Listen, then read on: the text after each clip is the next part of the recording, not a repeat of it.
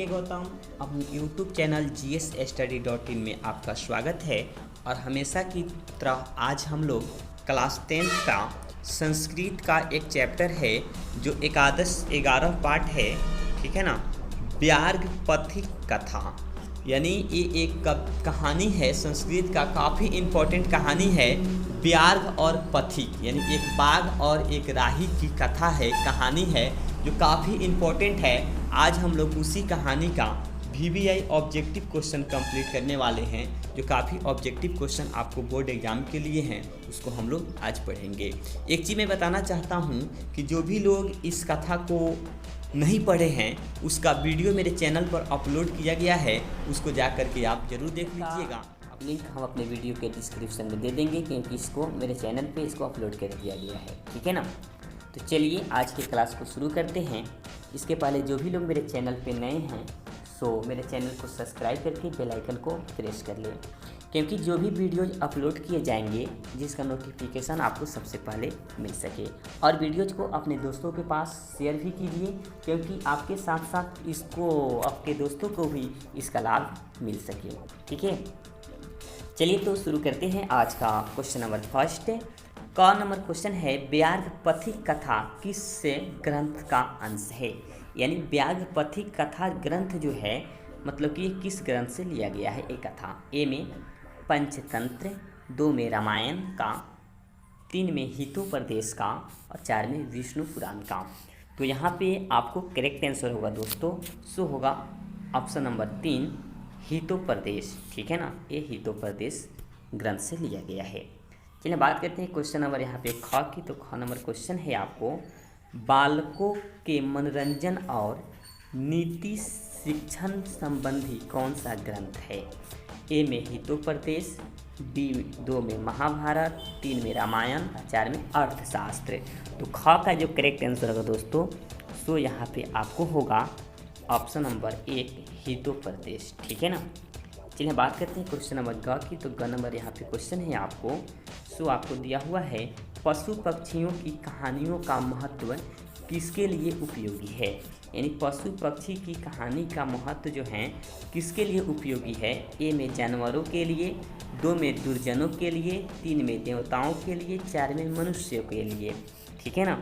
तो ग का जो करेक्ट आंसर होगा दोस्तों सो आपको होगा ऑप्शन नंबर 4 मनुष्य के लिए, क्योंकि मनुष्य पशु पक्षी की कहानी सुनना काफ़ी पसंद करता है, ठीक है ना।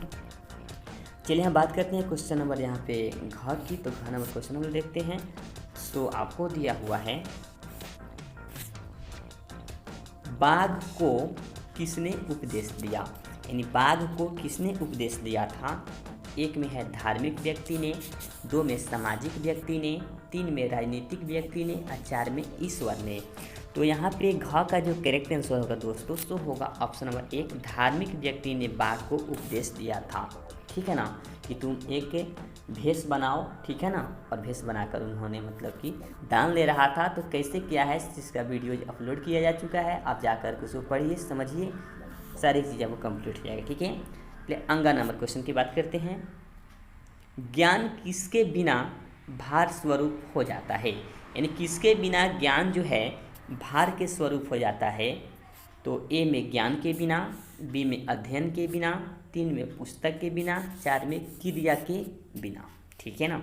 तो अंगा का जो करेक्ट आंसर होगा सो आपको होगा क्रिया के बिना। यानी इसका ऑप्शन नंबर 4 बिल्कुल सही है।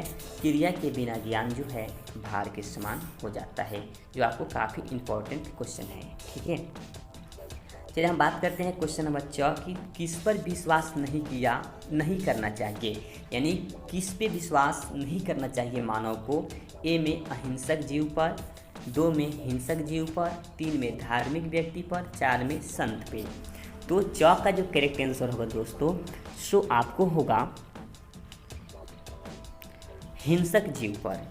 जो हिंसक जीव होते हैं उस पर कभी विश्वास नहीं करना चाहिए, कभी भी वो आपके ऊपर हमला कर सकता है, ठीक है ना।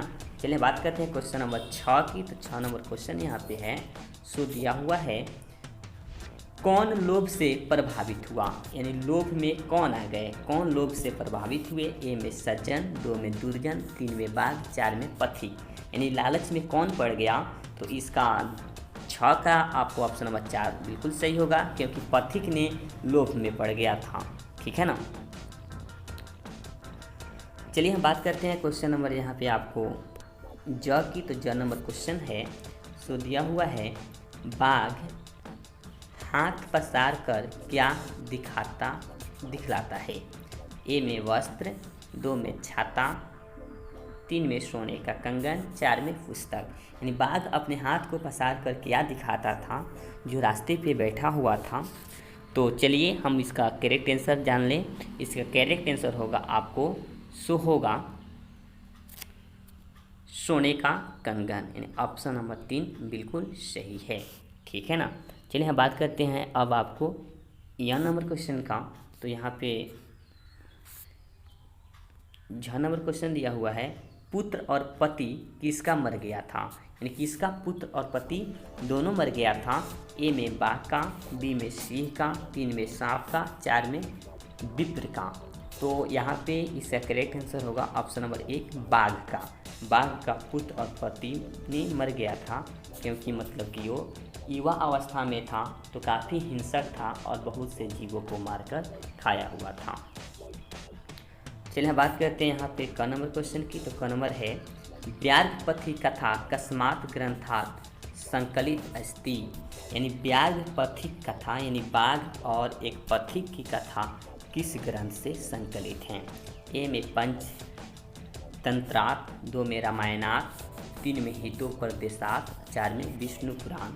तो क का जो करेक्ट आंसर होगा दोस्तों सो होगा ऑप्शन नंबर 3 हितोपदेश। तो यहाँ पे ख नंबर क्वेश्चन देख लेते हैं। ख नंबर है, व्याघ्रपथि कथा कस्मात् खंडात् संकलित। ठीक है ना। ए में मित्र लाभ नामकम खंडतात, 2 में शत्रु लाभ नामकम खंडतात, 3 में है ऊपरी दीक्षित नामकम खंडात, 4 में मनुष्य लाभ नामकम खंडात। तो इसका ख का करेक्ट आंसर ऑप्शन नंबर 1 होगा मित्र लाभ नामकम खंडात। ठीक है ना। चलिए हम बात करते हैं आगे नंबर क्वेश्चन की। ठीक है। आगे नंबर क्वेश्चन है ख, हितोपदेश नीति ग्रंथस्य रचनाकार क। ठीक है ना। हितोपदेश नीति ग्रंथ हैं, इसके रचनाकार कौन है। ए में विष्णु शर्मा, 2 में नारायण पंडित, 3 में राजेश ओझा, 4 में आर्यासूर। ठीक है ना। तो ग का जो करेक्ट आंसर होगा दोस्तों सो होगा ऑप्शन नंबर 2 नारायण पंडित। ठीक है ना। चलिए हम बात करते हैं क्वेश्चन नंबर घ की। घ नंबर है, व्याघ्रपथि कथा कस्य दुष्परिमाण प्रकटयति। यानी व्याघ्रपथि कथा किस दुष्कर्म को प्रकट करता है। ए में क्रोधस्य, 2 में लोभस्य, 3 में अज्ञानस्य, 4 में मूर्ख। ठीक है ना। तो यहाँ पे घ का जो करेक्ट आंसर होगा सो आपको होगा ऑप्शन नंबर 2 लोभस्य। ठीक है ना। लोभ को ये प्रकट करता है।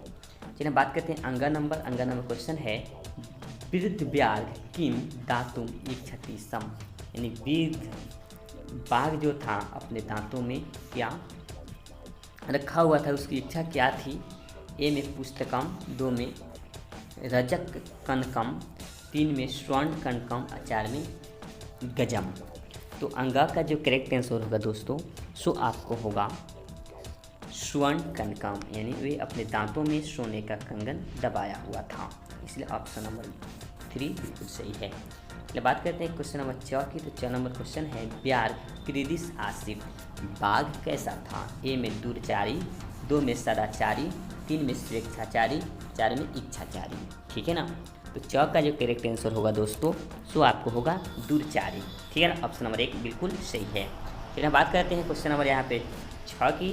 पथिक के कुत्रे निगमन अभवत्। ए में महापक्के, 2 में नधाम, 3 में कूपे, 4 में समुद्रे। यानी पथिक को कहाँ पे स्नान करने के लिए बाघ ने बोला। ठीक है ना। तो यहाँ पे 6 का जो करेक्ट आंसर होगा दोस्तों सो आपको होगा ऑप्शन नंबर 1 बिल्कुल सही है। ठीक है ना।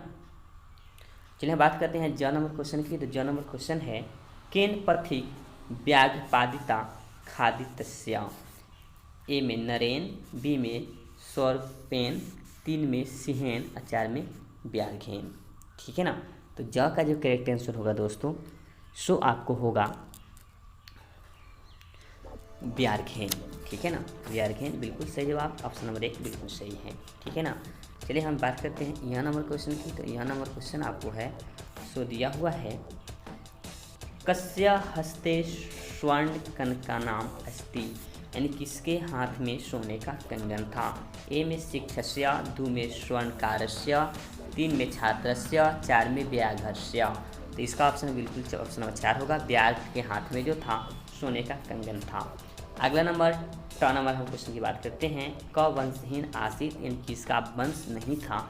ए में भालुका, 2 में वृद्ध व्याघ्र, 3 में मृगा, 4 में वृषभ। तो इसका ऑप्शन बिल्कुल ऑप्शन नंबर यहाँ पे 2 होगा, वृद्ध व्याघ्र वंशहीन था।